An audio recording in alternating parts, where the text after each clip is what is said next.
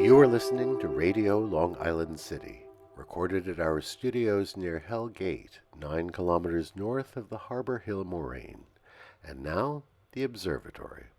The Observatory, Saturday the 18th of April, 2026. It is 29 days after the spring equinox. It is 64 days before the summer solstice. And it is 4 days before Earth Day. The sun rises today at 6:12 a.m. Solar noon takes place today at 12:55 p.m. The sun sets today at 7:38 p.m. Civil twilight ends at 8:07 p.m. and nautical twilight ends at 8:42 p.m. The length of daytime today is 2 minutes 33 seconds longer than yesterday. The moon is in its waxing crescent phase and is 2% full at midday. The moon rises today at 6:29 a.m., and then it sets at 9:39 p.m. The first quarter will arrive on Thursday, the 23rd of April. These are the predicted tides today for Horns Hook. In the morning, low tide, 5:31 a.m., minus 12 centimeters. Near midday, high tide, 11:48 a.m., 1 meter 65. In the evening, low tide, 5:39 p.m., 3 centimeters.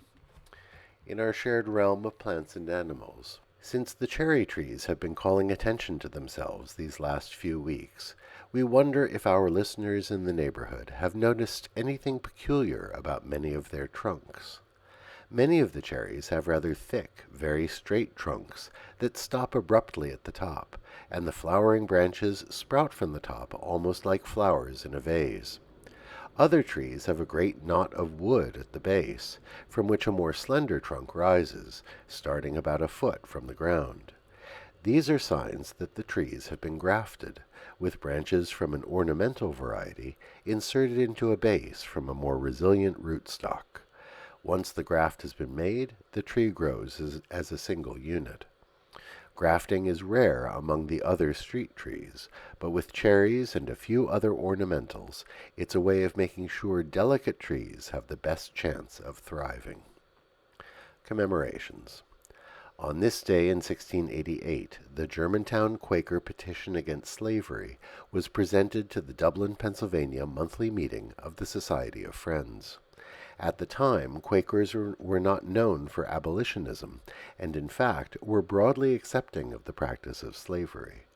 But Francis Daniel Pastorius and 3 other Quakers had come to find slavery abhorrent.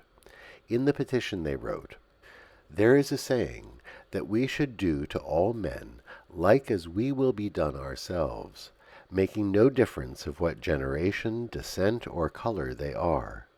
To bring men hither, or to rob and sell them against their will, we stand against."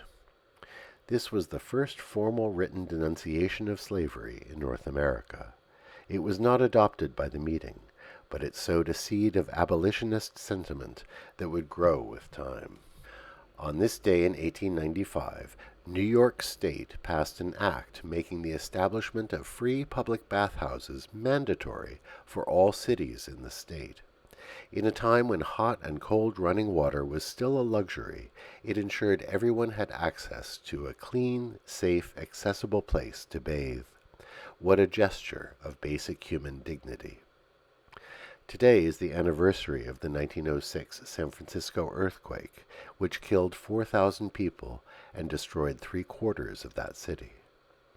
On this day in 1923, Yankee Stadium opened. The Yankees beat the Red Sox 4-1. Babe Ruth hit a 3-run homer. No wonder the stadium was later dubbed the house that Ruth built. On this day in 1934, the first laundromat opened in Fort Worth, Texas.